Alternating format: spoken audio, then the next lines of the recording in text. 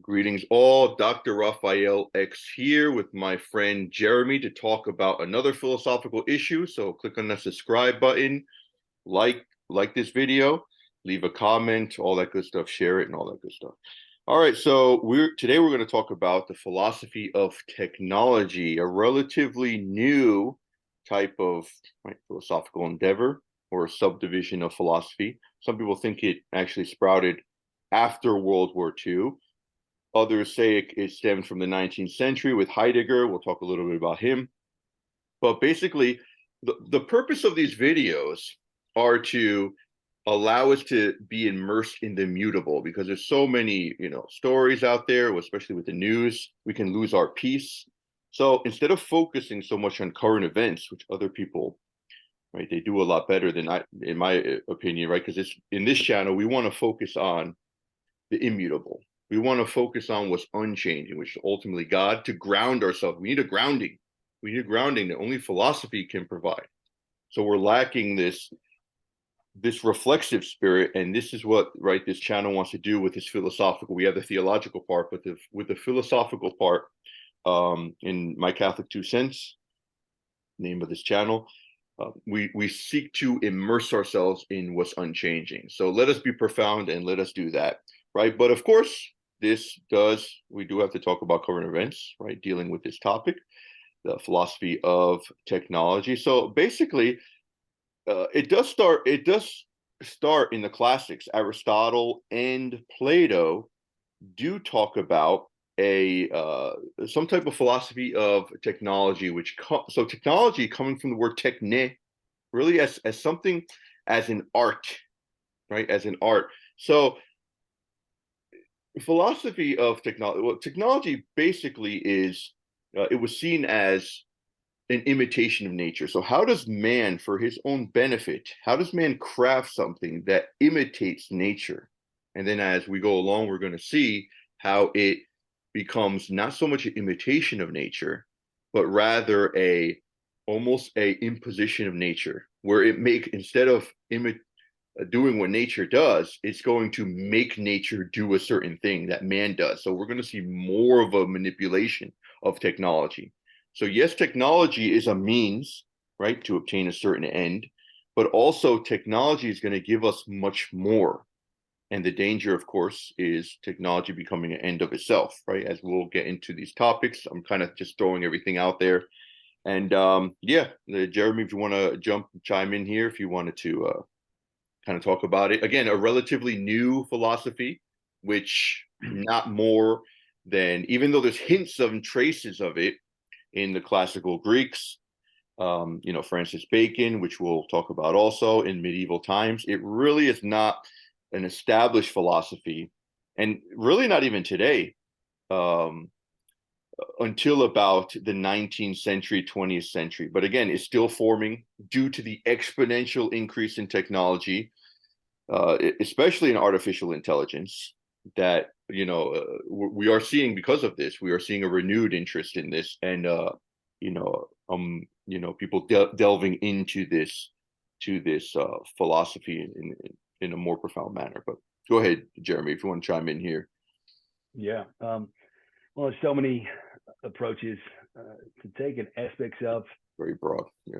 the question, right? And probably we want to dial it in as the conversation moves along. But something that strikes me is that probably there's a very surface level at which our understanding is operating at, as it concerns technology, meaning we do not really know how any of that which we use on a daily basis, such as this video platform, our cell phones, even our cars and so forth, works, insofar as we do not know how anything works, right? The questions of space and time and matter and such are hotly debated, at least within philosophy, even if certain accepted presuppositions, they are not debated in physics. And so we have this surface level of understanding of how to get something done. Right? We have some terms that we use: electromagnetism, wireless communication, this and that. But any real profound philosophical grasp of Again, our technology, I think, continues to elude us, right? And the fact that it is possible to, for example, hold in the palm of your hand a screen, and on the screen to see a scene from across the world, aka video chatting, right? And see your friend or your family member from thousands of miles away eating lunch as you chat with them, and maybe even driving down the road. Well, you shouldn't be doing that, but say walking along while you're doing it is incredible, right? We don't even know. We can't answer decisively some basic questions about what is space, right? And how things move through space, and what is light really, and such. And yet we've been able to come up with such incredible, miraculous kind of tools, right? Which I think are much more, at least as magical as that which we would find in Harry Potter or in such novels. Right? Different terminology, of course, but the same idea. That's one aspect here to discuss, which would be how can we philosophically grasp what is going on with our technology, and then we could perhaps touch upon some of the issues as it concerns morality, values, mental health, and such that technology brings. We could also touch upon the history of the kind of systems and philosophies that permitted contemporary technology. No, for sure. That would be great to talk about, if we have time, the effects of it. Because obviously technology itself, many kind of the more radical views see technology as an evil, or some see it as an absolute good. But it depends on how it's used, right? It's a means that is indifferent of itself, but can be used for good or used for an evil. So that is right. That's what we affirm right from the get-go. I think that's a very common moderate view. But Aristotle, this fundamental distinction, you alluded to it, is very important to make, that we make the distinction between natural and non-natural. I think there is a blurring of that distinction today, and even like a willful blurring of it. So the physis, right, or physis, I should rather say physis, the u from Greek, where we get physical from, physics, refers to the domain of natural things, Aristotle would say, and the poiesis refers to the things of non-natural things. With non-natural, we're thinking artificial things, ultimately. So how do we distinguish them? Basically, Aristotle would say that physis, things that are natural, have motion, right? Have maintenance, that principle of maintenance and motion and maintenance within themselves, ultimately, right? That's how we distinguish a natural, that's a natural thing. So a non-natural thing would have motion and maintenance from an extrinsic source, which is interesting because, again, Aristotle didn't know about gravity. Gravity is, right, even in theory of relativity is questioned. We won't get there, but so he would talk about a rock going to its natural place and then falling down. Things tend to fall down and go to their type of natural place, in a sense. So a thing can float, in a sense, it can fly, like some type of crafty thing, right? And Aristotle knew that, if, right, through poiesis, unnatural means are kind of right, are incorporated. So something man-made can make it fly, but that's something externally incorporated to it. So this distinction is essential. I think it's very important to make this distinction and go again. Anytime there's a crisis of knowledge or philosophy, it's always good to go back to the classics. And even though not in a sterile manner, but to go back, take what we need, leave what we don't need. But I think this distinction is important because well, we'll probably get into this a little later if there's time again, with the whole cyborg theory, where the man-machine or man machine essentially becomes blurred. So you're seeing even the notion of life is given a technological definition, an artificial definition. Life, being, right, artificial intelligence, that's a paradox. Right, that's a paradox because intelligence is only but natural. Intelligence cannot be natural. It cannot be artificial. So I think you alluded to that, and that is spot on. That we have to kind of make sure this distinction exists. I don't know if you want to jump in or. Yeah, actually, yeah, no, great points, Professor. AI is something we can definitely touch upon. I, um, so let's see. So one thing that could be said would be, so you mentioned Aristotle's physical philosophy, which was basically saying, for example, that things have a natural place, and that is the best way to understand it. Throughout the past few millennia of development of physical thought, different terminology has been used. Like gravity has been conceived at first as a force, as in, I believe, Newtonian mechanics, where there's some kind of force coming from an object that attracts it to itself, to relativity, which I believe would have it that something along the lines of that matter either bends, quote unquote, space time, or is itself a bend in space time and things fall. And there's not really a force that attracts things, but ultimately we are left with our experiences and arguably common sense descriptions of them, which could make it useful to go back to some of those basic physical texts, such as that of Aristotle, and to make the simple point that something, falls because it makes sense for it to fall. What else would it do?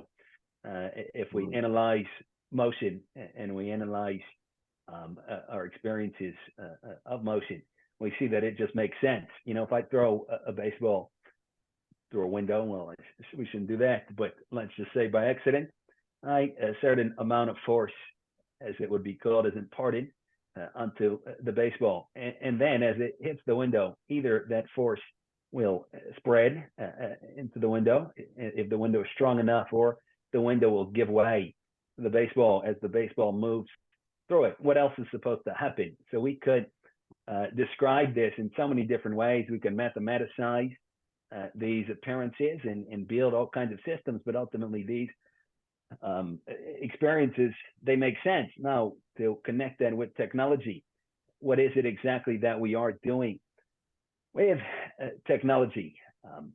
One point to make would be that what we see when we see, for example, videos, when we're chatting right now, when we see text, we have to distinguish that content in itself and that which it comes across to us as. For example, you're familiar with what are they called? CAPTCHAs, CAPTCHA, where you have to fill out, those little puzzles. Yeah. To get the website. So why do those work? Right. So the idea would seem to be that something like, let's say it says identify a bridge. What is a bridge? Well, it's a concept, right? It's a kind of cluster. It's something that I could use to solve the problem how to cross a river without getting wet. Right? It's a given utility, and it's in reference to, for example, given bodies like those that we have. To a bird, a bridge would not be that which it is to us. Therefore, it is impossible to understand what a bridge is just from looking at the image of a bridge in and of its own self. Right? We have to grasp it with our intelligence. So, for example, you could feed to a computer 10 pictures and say, which one of these pictures is my mom? Would it be possible for the computer to a priori figure out which one of them is my mom? Right. Yeah. No. Yeah. It wouldn't, because there's nothing in the picture itself that could ever lead to the idea this is this person's mom. Just so there's nothing in the picture of a bridge that could ever lead to the idea this is a bridge in and of its own self. That's why CAPTCHAs, however they're pronounced, works, it seems, and you could try to trick them, and you can have people, whatever they do, but essentially a computer can never figure that out, because a computer does not have intelligence to do so, as we may get to. But the point here would be that what we have in and of its own self, it seems, are a bunch of, say, we can call them appearances, and we can coordinate these appearances in increasingly technical and clever means by taking advantage of the known rules and regularities governing them, such as are called, whether it be magnets, electromagnetism, whatever the case might be. And we can coordinate these appearances in a way that can lead to things like video chatting, things like email, things like internet, things like news, things like pictures. But that is what it is to us. And that could be a philosophical way to grasp technology. We're simply moving around the content that we do have, in certain ways to generate certain useful appearances. For example, again, I arrange a bunch of stones to make a word, high or something like this. There's nothing in the stones that makes those stones mean the word that I've arranged them to mean. It's to somebody that can read English, that they would see, oh, these stones are arranged to say hi or hello or something like this. So basically, philosophically speaking, it might be that that's what we're doing with computers and such. We're rearranging our appearances, our experiences in certain technical ways to render certain logical patterns. Right? Yeah, no, that's interesting. So you're saying that, if I understand what you're saying, that it could be kind of a relative, in the sense that it's relative to the person who made it, or who can use it. Like those who cannot use it, like something that's technologically made, someone who cannot use it, or something that cannot use it, something that they don't know what it's for. It's ultimately not. So you're saying technology is more like it's not as an objective thing. Is that what I don't know if I'm understanding correctly. Yeah, well, let's take ChatGPT, right? Mm-hmm. People are absolutely amazed at ChatGPT. How is it that I plug something in and it gives me an intelligent answer? So we say that if I use ChatGPT in a different language that I do not speak, right? Mm-hmm. Let's say I don't speak Chinese or I don't speak English, if I'm Chinese, whatever it is, I'm not going to understand what is being said to me. Why? Because it's conveyed in terms of symbols, in terms of images on a screen. It's when I see these symbols and I'm able to read them and understand them, that's when I garner meaning in connection with them. So the idea then would be that the technology is not generating those meanings themselves, which only can be here in me. So say it is coordinating appearances in logical ways. And those appearances mean to people that which they do mean. Right? So you can, as like a magic trick, you can program the computer to say hi back when you say hi, again, like with ChatGPT, to complete words and such. But the computer is not dealing with meaning. The computer is not dealing with sense. Mm-hmm. It's a bunch of appearances, again, that are logically coordinated based on our understanding of how that works, and they mean something to us. Right. Yes. I'm sorry. Yeah, well, versus intelligence, first of all, demands what we can call sentience. It demands itself. What is intelligence? It is that which it is. We can grasp it by an act of self-supervision. I can think about myself thinking and how I, grasp certain problems and such. That is what intelligence is. It by no means ever, on principle, can be remotely replicated in any way, shape, or form in some of my appearances, such as quote unquote AI or ChatGPT or anything like that. You know what I'm saying? So by considering the aspect that the computer is not dealing with meanings, the computer is not dealing with content. It is dealing with, it's not even dealing with words either. It's just a system of appearances. It's just a coordinated kind of smoke show or a screen show. You get what I'm saying? You can figure out how to generate the word red on a screen based on whatever. A simple calculator can you plug in 2 times 2, it'll show you the image 4. It does not know what 2 is or 4 is. It's a coordinated system that'll generate that appearance. 4 means something to me. Red means something to me because I can see. I see red, and right.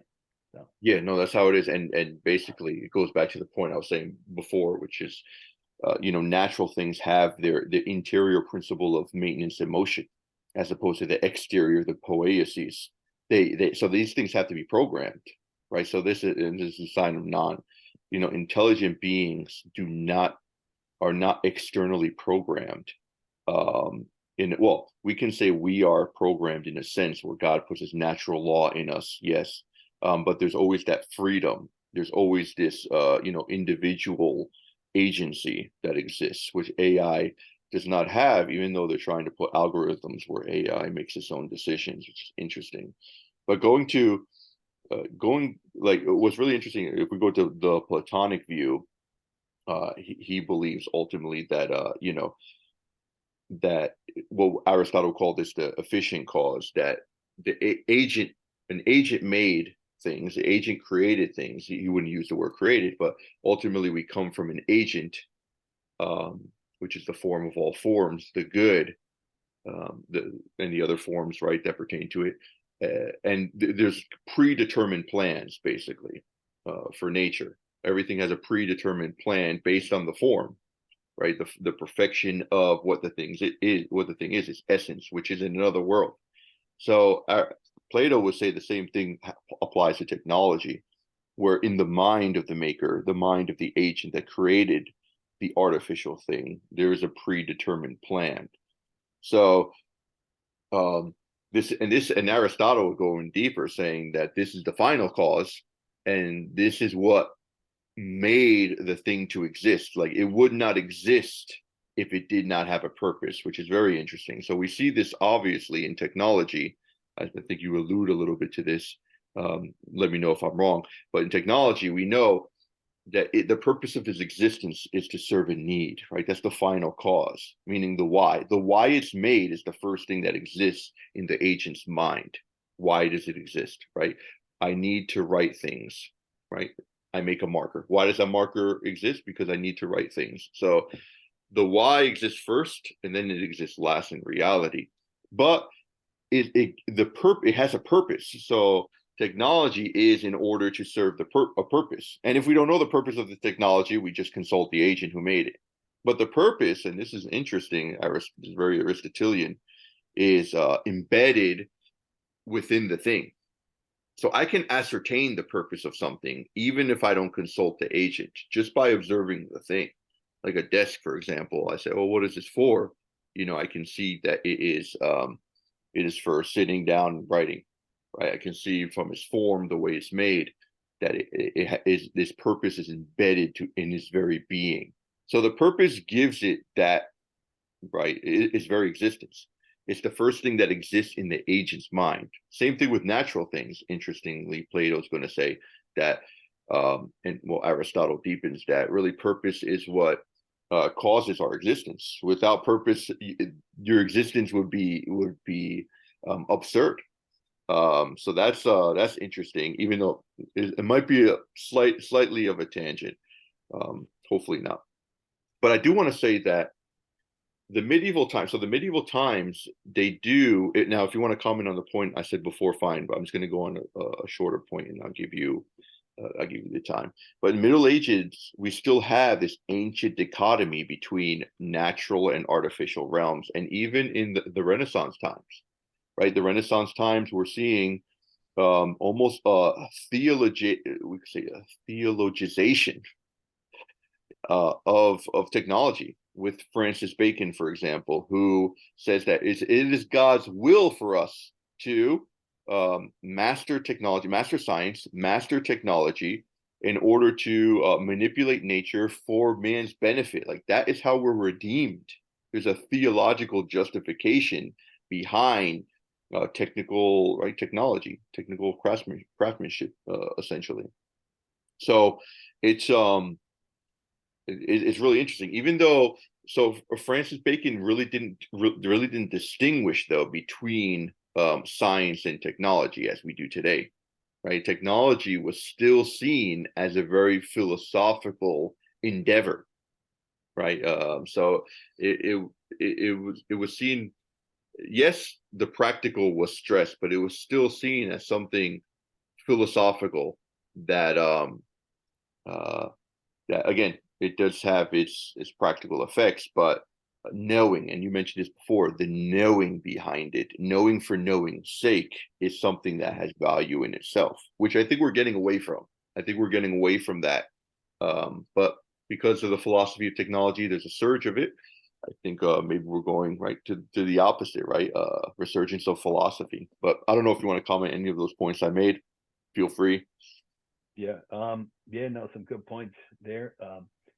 So we could touch upon perhaps the change of worldview that, broadly speaking, seems to have permitted modern day technology, because we see that there's no reason on principle that the ancient Romans or the ancient Greeks couldn't have been chatting away on their iPhones or Androids.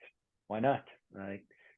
Why they couldn't have had nuclear weapons. So one way that it has been characterized, surely out of many such narratives, would be that prior to a certain point, was what could be called a deductive view of reality. First of all, we state the rules. This is how it has to be. This is what reality is. And then we're going to deduce certain consequences from there. The staple narrative goes that in connection with such names as you mentioned, Bacon, perhaps Descartes, and so forth, things switch to an inductive model, right, where we take observations and we make measurements, and then we induce a given model, and then from there we deduce other hypotheses. Now, it's very simplistic.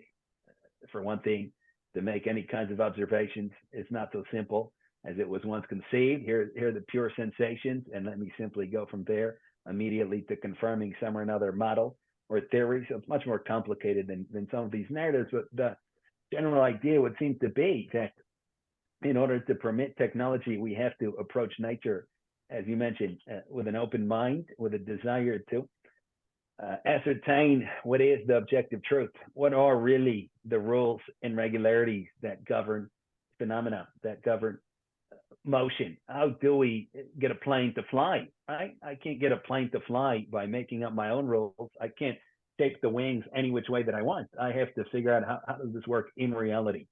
And so this is a tremendous boon, obviously, and it's a mindset. It's the scientific mindset, as opposed to it being a number of particular dogmas or tenets as to how to best characterize reality, right? Which is why we shouldn't conflate the scientific mindset with any particular milieu that uses certain terminology. Therefore it has to be like this, right? That it has to be Aristotelian or Newtonian or quantum or atomic or whatnot. It's the mindset. We're approaching our experiences with an open mind, desiring to ascertain the truth.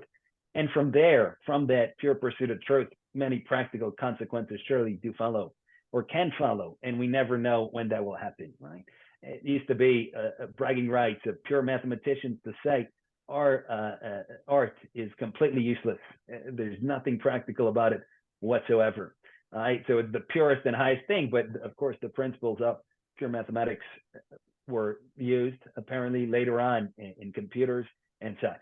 So we never know what will come of what, but if we pursue the truth here properly, then many good practical consequences may come. You also mentioned purpose in connection with objects. That is, I think, a way to view it would be to, first of all, again, what is intelligence? What is efficient causation, to call it that? Self-activity. There's no way that I will derive causation or purpose strictly from my observations, nor will I derive causality, for example, right? And arguably not even time and space. I have to self-supervise to attain to any of these notions, to the notion of causality, to the notion of purpose, to the notion of intellectuality or intent, whatever it might be. Having so done, I can analyze my experiences and think about what means what. So, for example, if in question is a table, I surmise that indicates somebody's will to have a table, somebody's desire to have a table, a craftsman or woman, for example, or somebody that created a machine that created the table, or a machine that created the machine that created the table, whatever the case might be. Just so, something like a computer would be another example of a tangible instantiation of intent, of purpose. Here's a given problem to solve. How do we solve numbers? Well, here's a calculator. Let's create it, right? Using the content that we do have. Another problem to solve, computing, right? And how do we do it? Well, let's create it. So that would be an approach to analyze our appearances and to relate them to the purposes and the causes that they properly indicate. No, yeah, that's very, you mentioned the inductive and deductive, very, we definitely have to conform to the laws of nature, the laws of physics, how God governs, right? The how God governs nature, how God governs physical things through the laws of physics. And we don't have freedom to break them. But in a sense, it's interestingly, Heidegger, turning to Heidegger, there's a lot of German philosophical words which we won't get into. I'll just mention kind of like the content behind what he's saying, because sometimes we just can't translate something like German. German is a really profound language, and some of the words are very poorly translated into English, because of English's fault. English is a poor language, of course. So Heidegger would say that so like when older technology is thought of as imitating nature, but that our newer notion of technology is challenging nature, not conforming to nature. So I think it goes to the inductive deductive, because yes, we follow what nature, right, from our senses, of course, based on senses, we're able to, from induction. Induction starts from the, right, the individual, and then it universalized. But from there, man is also able to, first induction is a cycle, and then we're able to deduce from the universals. We're able to, um, right, know the particulars, right? So first induction, then deducing, we're able to challenge nature in a sense. And for example, um, like the modern river dams, right? They supply a steady amount of energy that can be, that's guaranteed by actively regulated river flow, for example. So this is man-made. The Hoover Dam, for example, is one of those. So the contemporary technologies themselves set the standards, which is interesting. And that's how Heidegger said that technology contemporary technology has really opened up the door to knowledge itself, that man really can deduce things, right, from his deduction. Even though I don't know if Heidegger would talk about it like that. He's an existentialist. He's anything you want, basically. Existentialist, phenomenologist. Some people say nihilist, but a metaphysician. I don't know about nihilist, but his metaphysics are definitely not open to God. So it could be one of the consequences. But really, his he says that a contemporary view of technology is all about, it challenges man to challenge nature, in the sense that we are constantly being challenged to realize some of the hitherto unrealized potential offered by nature. So it's in our minds, but it's really unlocking what's there. But we're able to, it's kind of like, how do we form hypothesis? Hypothesis is done by deduction, right? But even though it has its root in induction. So, going with the whole quantum mechanics thing, that's something that works, but we don't fully understand, but we're able to manipulate it. It's really fascinating. So Einstein was more interested in the philosophy of quantum mechanics, more so than the doing of quantum mechanics, which again works. We apply to technology, and it infallibly works, but we don't understand what kind of is going around there behind the scenes. But it's a good example of us, in a way, kind of imposing a challenge in nature to bring out more than what meets the eye, if that makes sense. So um, so basically, for Heidegger, technology as a way of knowing, right, assumed a new nature, right? Technology becomes knowledge, not just a practice, something in order to, means to an end, in order to obtain a practical end, but something that gives us a deeper knowledge of not only the world, but of ourselves and how we know, if that makes sense. And a lot of little things here, but Yeah, no, that's an excellent point. Yeah, one view would have it that what really exists are objects. Right? We can abstract from our experiences and suppose there to be something called matter. That is what really exists. It leads to the subject as an epiphenomenon of itself. Another view would have there be pure subject, subjective idealism, something that has been called. Yet another view would have it that the object brings out the subject. Right? We find ourselves by engaging with the world, by engaging with objects, right? By engaging with nature, by engaging with other persons, and that is how we develop ourselves in a vacuum. I can never become an I. I can never become a person, right? And perhaps, right, as you mentioned, the scientific endeavor broadly conceived is something like that on a vast scale. We find ourselves in the phenomena we interpret it, we delve into the secrets and mysteries of at least phenomenal existence. And we hopefully walk away with some insights as to ourselves, right? As opposed to some or another, or adhering to some or another monism, be it of the aforementioned materialistic sort or the idealistic sort or something like this. So that definitely kind of precludes a world negating ideology or philosophy. The phenomena do not matter. They do not really exist. Right? They're illusory. We see that this is an attitude that has long had its place in the Orient, places like India and such. And it might not be a surprise then that technology did not arise therein, right? That science did not arise therein. It only arose there where the phenomena were taken seriously. The world was considered to exist in some substantial way, right? And with time and patience and effort, we were able to come up with the philosophies and the systems that permit what we have today. This would never happen with a world negating philosophy, as it has not happened in other parts of the world, as we can see, even though now with, globalization and such, we see obviously the rise of technology and it's spread all over the world. And that has tremendous consequences. Sometimes at the expense of the philosophies that are of native origin therein.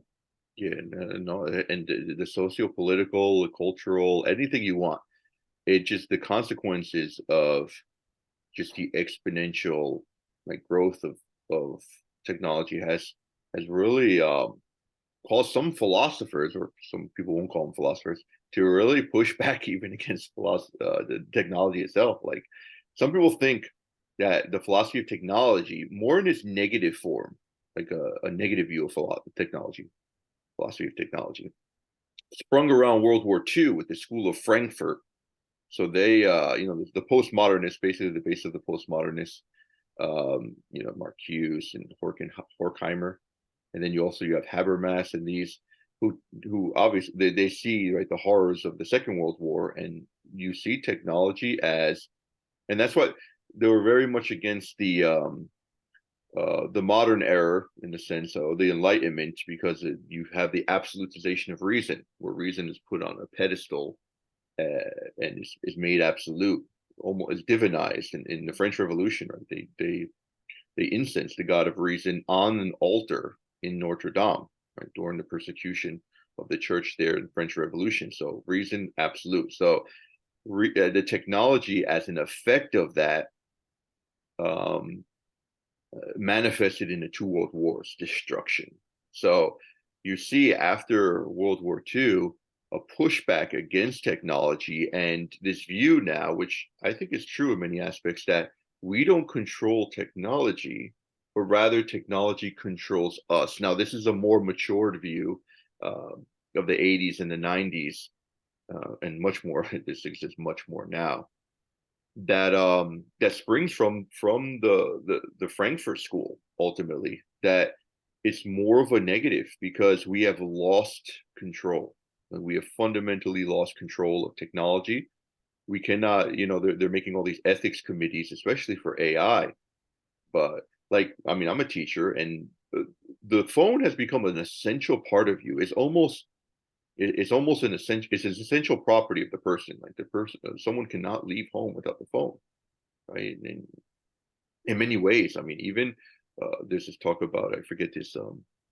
It's a kind of like a minor depression one forms when they have when they're not with their phone for some time. I forget the name of it, but there's studies done on this, that technology you can't live without it.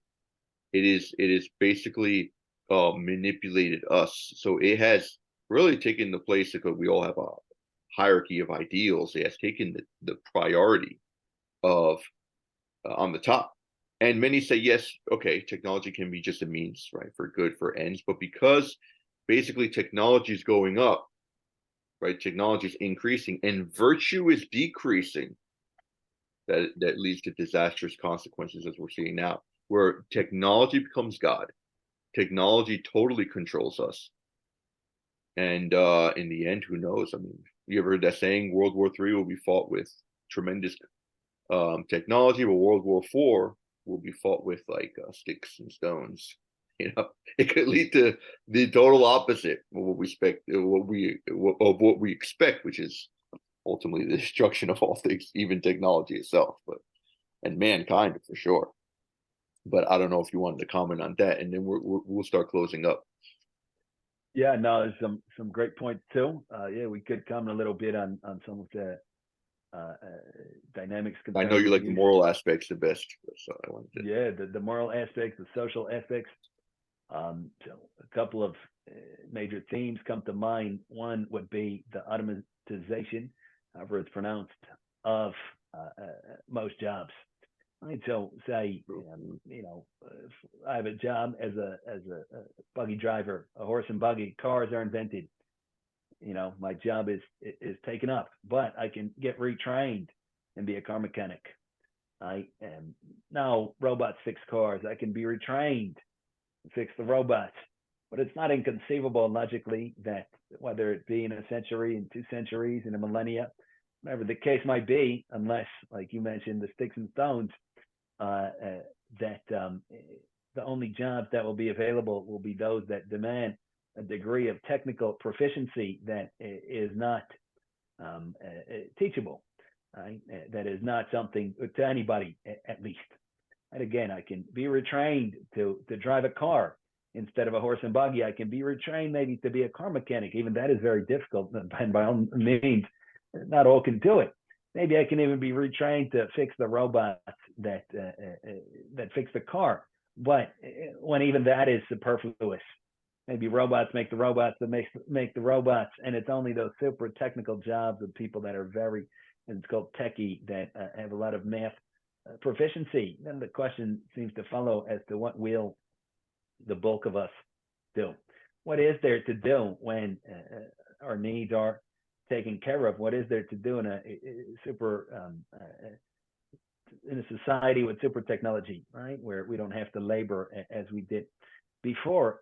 And then kind of the only answer that seems to come to mind would be that when I no longer have to be busy with my hands, right, out in the fields, out in the factories, I can busy myself with myself in the capacity of a human being, right? And we see that therein the possibilities are, in principle, endless, right? The development of genuine human personality, of genuine human character, of genuine mind, and such. Should we have the will for it? Should I have the will for it? There's not a cap that can conceivably therein be reached, right? And yet that requires a human culture, that requires an atmosphere conducive to the development of our human potentialities.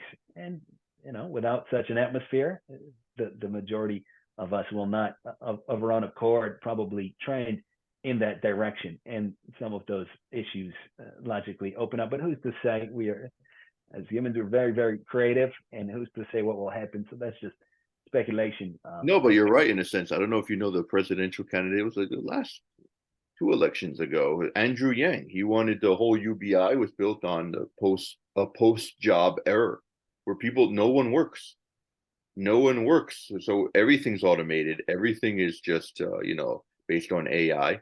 No one works, and you get a universal basic income. You can kind of just do what you want to do, this is crazy, because again, work provides us. So technology, I mean, this is the problem here. We see it only as it is a good. I'm not trying to say it's not a good, but we can't focus on that good as absolute. It is comfort, and these goods are subject to higher goods. The highest good is for us to obtain virtue, for us to go to heaven, for us to love God and our Lord Jesus Christ.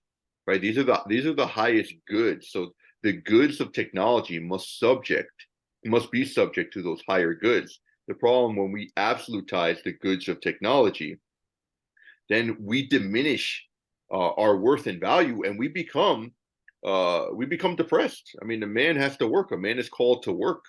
I mean, we need to work. So it can never totally replace us, and I don't think it ever will. because I think you're right in a sense. There would be an evolution of jobs. I think driving is going to be something soon. They will have very few people drivers, and then they'll ban people drivers, and I think that could be a good thing because I do believe there'll be a lot less accidents. Um, a lot of people are kind of scared because certain freedoms can be taken away or anyone can easily control that. I understand that fear too. So there's pros and cons on both sides, but we still need to fundamentally work. This notion that let technology take over all work it would not be good for us in the long run. And it shows an inversion of the values we face. So technology is good, yes, but these goods, and because these goods are not the highest goods, namely comfort. That's what technology provides, comfort. And again, the facility for communication and other things, it does help with life too, physical life. But even these things have to be subject to higher goods, cannot be absolutized, and must be taken in moderation, right? In many senses.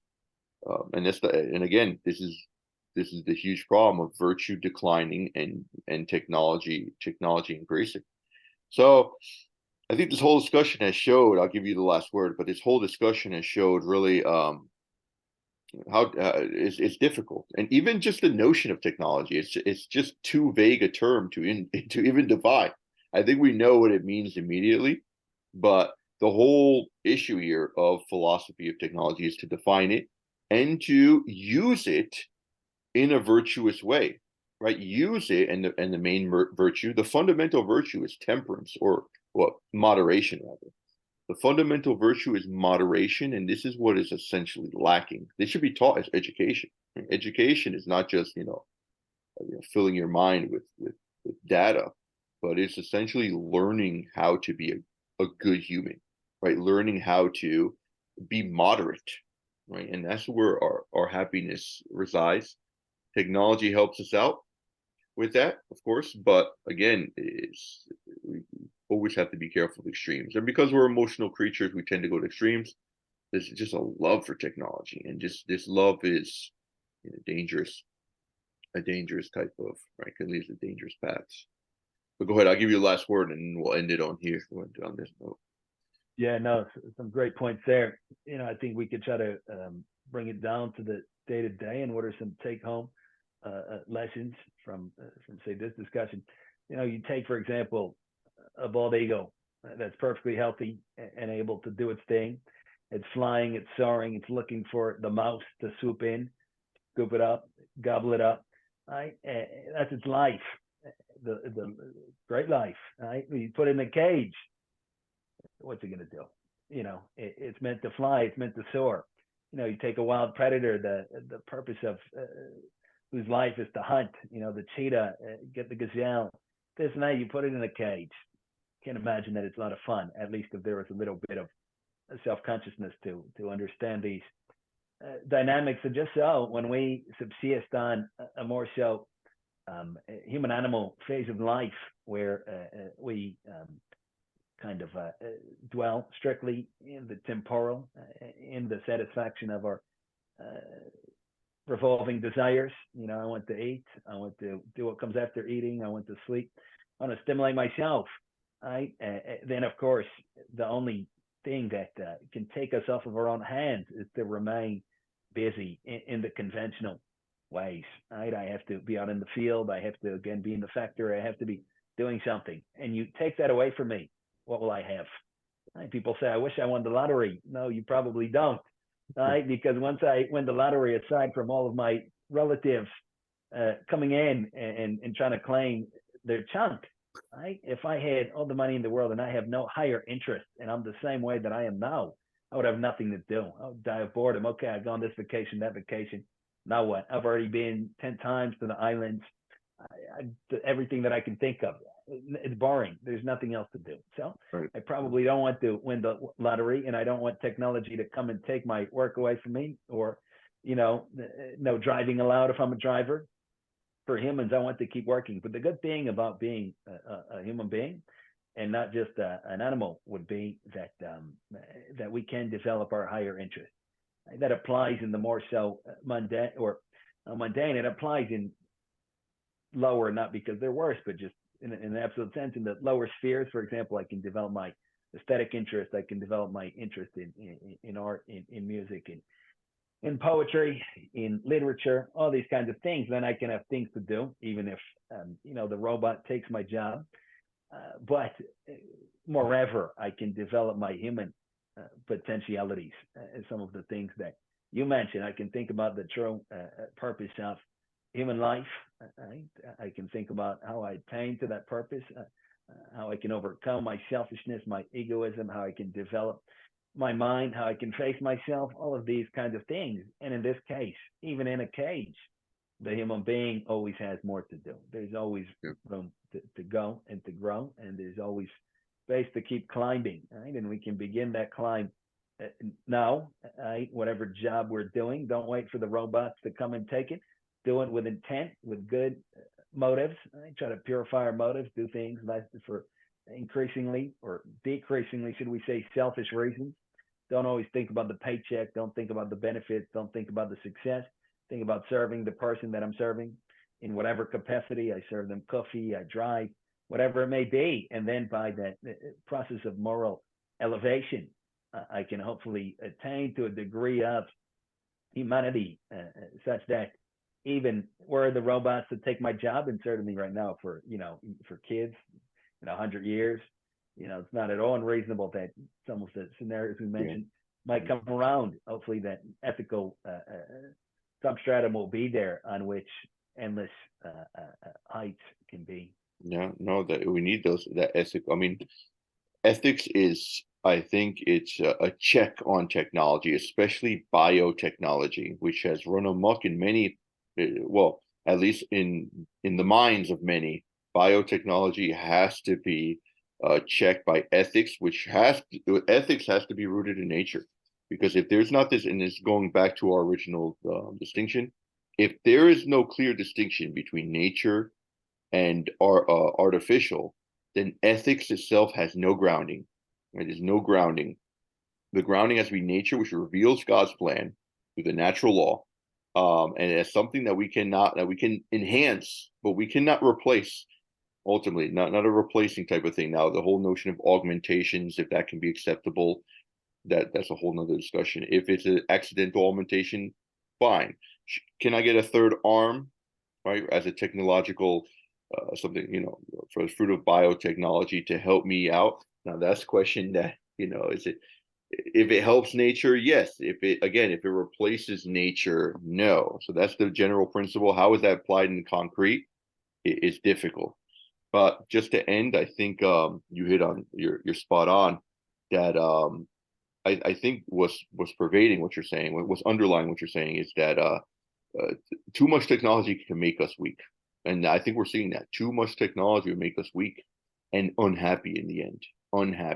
So back then, I mean, there wasn't so much technology and men were stronger. Just men and women, of course, were stronger.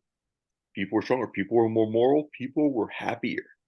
So yes, we are surrounded by comforts, but we were lacking that more profound, that depth. And again, it's not to say that technology is bad, but because of us not having so much virtue and technology, the proliferation of it, I think it's good to curb our use in general. And it's funny because we're using technology as we're saying that. But may God give us the virtue to use it in moderation, right? Because I'll be the first one to admit that my wife tells me all the time. She's like, you're on your phone. I'm like, oh, like I don't even realize it. It's weird.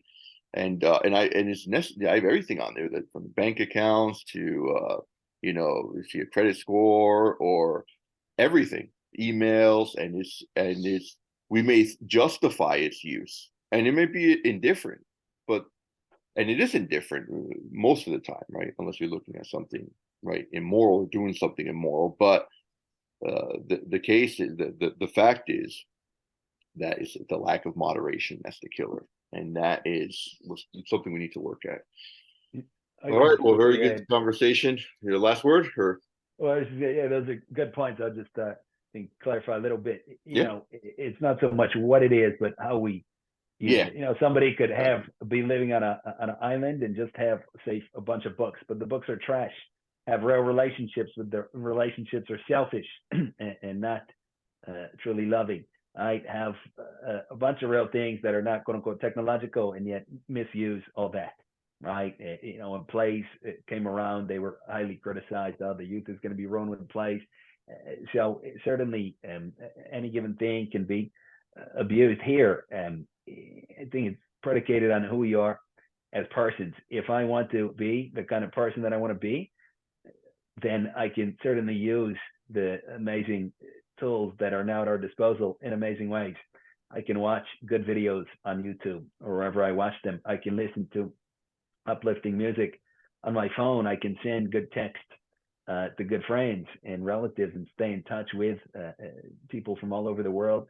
I can have good conversations, over the technology such as this one. I can use my computer for good work. So I think that just to say in general, technology is bad or that it leads to weakness. Certainly that can be the case in many times, but I think it is dependent on the person, and we can take responsibility for our use of technology. We can try to purify it. We can try to watch what we watch on our phones, on our computers, and how we use things. Right? I can use my phone to be a troll and leave nasty comments on people's videos and such, or I can use my phone to uplift people, to wish my family members happy birthday, to call people, all kinds of good things, and just so for any technology. I can drive my car to a bad place. I can drive it to a good place. So drive it to the good place and use our phone for good things. Yeah, no, that's true. But just I see a little more negative in a sense. I'm going to add to the saying that says basically technology produces comfortable times or comfort, and comfort produces ease, and ease produces weakness. Right? I don't know. I just kind of made that up, but the original saying is that easy times produce weak men. Weak men produce hard times, and then hard times produce strong men, and then strong men produce easy times.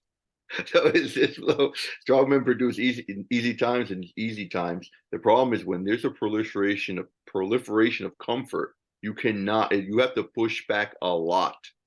You have to push back a lot. Now, I'm not saying you can't. It is up to the individual, but I'm just saying that there's not as much external helps as, I mean, you're just not, again, not that it's bad and it's good, but these goods that we are not recognized as lesser goods can easily be absolutized, and then we just live by them, right? Like before, people take cold showers, right? Now, no, who would think of taking cold shower? I mean, sometimes I still do because they say it's good for you, just like towards the end, but it's like technology.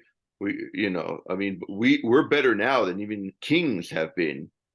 In travel, for example, I'm listening to music in air conditioned car in the summer, as opposed to like the king. Even a king will be in like a horse carriage, no suspension, and it's just tough. It's tough times. You can't just be. You have to be tough. Here, you have to work. Like today, you have to kind of work at being tough. You have to work at it. It's not something imposed on you from the outside where you have all these austerities. We have comforts, and again, comfort, you're right, comfort's not bad. But I think you have to push back against it and not allow yourself to be in comfort a lot, because you just weaken your character. And I think that's what we're seeing today. I think studies show that it's just, that's why no one's getting married, actually. Right, there's a lot of complaints on women and men's side saying, I can't find a mate with a good character. I think it's a comfort that has just, but that's maybe a more negative view on it. I think our views can be harmonized though. But maybe yours is more positive, mine's more negative, but nothing necessarily mutually exclusive. And yeah, I think we'll end it at that. All right.